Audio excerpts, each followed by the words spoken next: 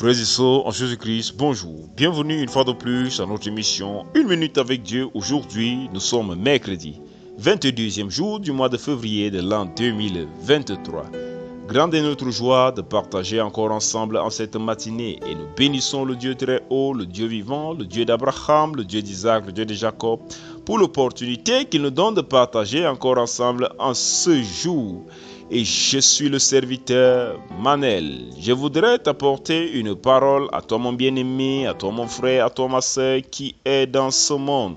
Car il y a une certitude dans ce monde, que tu le veuilles ou tu ne le veuilles pas, il y a une certitude et cette certitude c'est que tôt ou tard, un jour ou l'autre, nous devrons quitter ce monde, nous allons mourir. Aussitôt qu'on est né, aussitôt il est certain qu'un jour, nous allons devoir mourir. Et je voudrais que nous parlions de cela. Est-ce que pour toi, après cette vie, il n'y a plus une autre vie? Je vais répondre pour toi, je vais te dire non.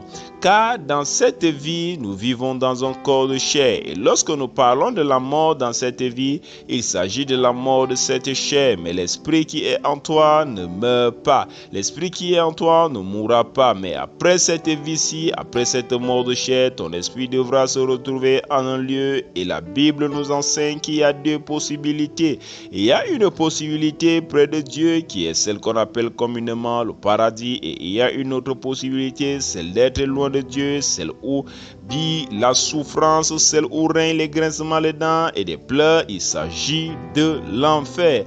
Alors ma bien-aimée, quelle est la place à laquelle tu aspires? Je crois certainement que tu voudrais être à celle qui est près de Dieu. Et aujourd'hui, je voudrais te parler du chemin.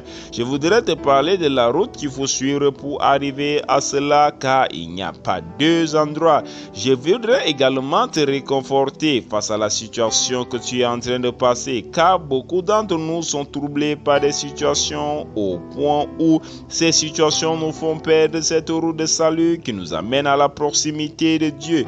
Avant de te montrer ce chemin, je voudrais te dire une chose. Dans ce monde, une chose est sûre, quel que soit ce que tu fais dans ce monde, vous allez devoir vous séparer. Si tu construis une maison, il y a deux possibilités. Soit cette maison t'abandonne, c'est-à-dire qu'elle s'écroule alors que tu es encore vivant, ou alors toi tu abandonnes cette maison, c'est-à-dire tu meurs ou tu laisses cette maison. Mais il y a une chose qui est certaine, c'est que ton esprit vivra éternellement. Alors mon bien-aimé, ma bien-aimée, la chose la plus forte que tu dois conserver, la chose que tu dois garder, c'est ton esprit, c'est ton âme. Et il y a un chemin que tu dois suivre, il y a un chemin que tu dois suivre. Ce chemin, tu n'as rien d'autre à faire que de l'accepter et tu seras conduit. Mon bien-aimé, ma bien-aimée, je voudrais te donner cette parole avec beaucoup de puissance. Je voudrais te donner cette parole avec beaucoup d'autorité. Mais cela ne dépend pas de moi, cela dépend de toi et du chemin en question. Et ce chemin, c'est nul autre que le Seigneur Jésus-Christ. C'est ce qu'il dit dans le livre de Jean, le chapitre 14, le verset 6. Il dit qu'il est le chemin, la vérité et la vie. Mon bien-aimé, ma bien-aimée, il n'y a pas un autre chemin où tu peux sauver ton âme. Il n'y a pas un autre moyen où tu peux garantir ta place auprès de Dieu. Il n'y a pas une autre voie, mon bien-aimé, ma bien-aimée. Cette voie, c'est en Jésus-Christ. Et tout ce que tu as à faire, c'est de croire en lui. C'est ce qu'il dit dans le livre de Jean, le chapitre 6, le verset 47. Mon bien-aimé, ma bien-aimée, en cette matinée, je t'appelle à appeler le Seigneur Jésus-Christ de nouveau dans ta vie, afin qu'il vienne et prenne la posture qu'il faut, qu'il te mette dans le chemin qui mène au salut.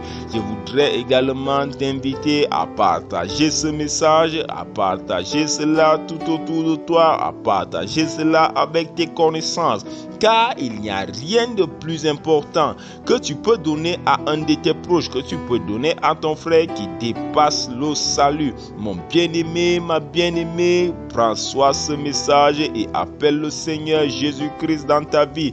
qu'il t'amène dans son chemin de vérité afin que ton âme soit sauvée. Amène également tes frères et sœurs par les lettres du Seigneur Jésus-Christ. Partage ce message. Que Dieu te bénisse et comme d'habitude donc, prends une position, celle qui te semble la plus humble possible et prions ensemble afin de confier notre journée, notre vie à Dieu. Au nom de Jésus-Christ, nous sommes en prière. Éternel vivant, éternel Dieu d'amour, éternel Dieu de bonté, nous te bénissons, nous te rendons grâce, nous te disons infiniment merci, toi Dieu d'Abraham, Dieu d'Isaac, Dieu de Jacob, Elohim, dans le nom puissant et souverain de Jésus-Christ. Ô Dieu, ô Roi, d'une manière particulière, nous voulons, Seigneur, aujourd'hui nous offrir à toi. Père, nous ne sommes point dignes de venir devant ta face, mais nous comptons sur ton sacrifice à la croix au nom de Jésus-Christ. Et notre intention en ce jour, notre prière en ce jour, Père éternel, c'est que ton Saint-Esprit descend.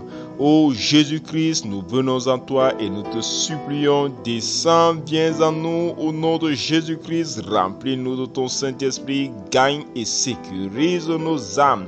Père, au nom puissant et souverain de Jésus-Christ, nous nous remettons à toi, nous appartenons et nous intercédons également, Seigneur, pour toute âme perdue. Éternel, nous te supplions, ne nous regarde point avec un regard de juge, mais souviens-toi de nous toujours avec ta miséricorde, afin que ta miséricorde abonde. En ce jour, Seigneur, nous implorons, nous te supplions, que le salut des âmes soit plus grand que jamais. À toi soit toute gloire, à toi soit tout honneur, par Jésus-Christ. Au nom de Jésus-Christ, nous t'avons prié. Amen. Nous sommes arrivés à la deuxième partie de notre émission. Il s'agit de celle de l'enseignement et comme vous le savez, nous sommes en train de partager ensemble sur le livre de Marc. Et aujourd'hui, je voudrais que nous lisons ensemble le livre de Marc, le chapitre 10, du verset 28 au verset 31. Il est écrit: Pierre s'est mis à lui dire: Voici, nous avons tout quitté et nous t'avons suivi. Jésus répondit: Je vous le dis en vérité, il n'est personne qui, ayant quitté à cause de moi et à cause de la bonne nouvelle, sa maison ou ses frères ou ses sœurs ou sa mère ou son père ou ses enfants ou ses terres, ne reçoivent au centuple présentement dans ce siècle, si des maisons, des frères, des sœurs, des mères, des enfants et des terres, avec des persécutions, et dans le siècle à venir, la vie éternelle. Plusieurs des premiers seront les derniers, et plusieurs des derniers seront les premiers. Mon bien-aimé, ma bien-aimée, voici un passage que je voudrais encore que tu gardes dans ton esprit, un passage que je voudrais que tu aies. Il s'agit de Marc, le chapitre 10, à partir du verset 28 au verset 31. La Bible nous parle ici d'une histoire. Il y a l'apôtre Pierre qui dit au Seigneur Jésus que voici, nous avons tout quitté, nous avons tout abandonné pour te suivre. Et le Seigneur Jésus lui répond: Moi, ne t'inquiète pas, ne t'inquiète de rien, car tous ceux qui quitteront quelque chose à cause de moi, ceux qui quitteront, que ce soit les frères, que ce soit des sœurs, que ce soit des biens matériels, n'importe quoi qu'ils quitteront, ils ne pourront pas quitter ce siècle, ils ne pourront pas quitter ce monde sans avoir reçu au centuple, et il y a encore des persécutions et la vie éternelle plus tard après leur mort. Mon bien-aimé, ma bien-aimée, je voudrais ici que ce passage te donne le courage nécessaire pour abandonner la chose qui te retient tant, qui t'empêche de suivre le Seigneur Jésus-Christ. Quelle que soit la chose qui est en train de te retenir présentement, quelle que soit la chose qui est en train de t'éloigner de Dieu, quelle que soit la chose qui est en train de t'éloigner du chemin de vérité, la Bible dit qu'il faut la lâcher, il faut lâcher, quelle que soit la chose. Il n'y a rien qui soit aussi grand que l'Éternel ne peut te remettre au centuple. Il dit que même si tu devais quitter ton frère, même si tu devais quitter ta soeur, même si tu devais quitter ta maison, tes terres, pour le suivre, tu seras en train de faire la chose la plus agréable tu puisses faire, car il te donnera cela au centuple, et après cette vie, tu recevras encore. Mon bien-aimé, ma bien-aimée, cette parole est une vérité. Cette parole est une vérité et cette parole doit être inscrite dans ton cœur. Il y a des personnes qui n'arrivent pas à suivre le Seigneur Jésus-Christ à cause de leur travail. Il y a des personnes qui n'arrivent pas à le suivre suivre à cause de leur famille, à cause d'un bien qu'ils ont ou encore à cause d'autres choses. Je voudrais que tu saches ici que le Seigneur Jésus voudrait être la première des choses que tu recherches dans ta vie et il se chargera de combler tout le reste. Je sais, c'est une parole difficile à entendre pour toi.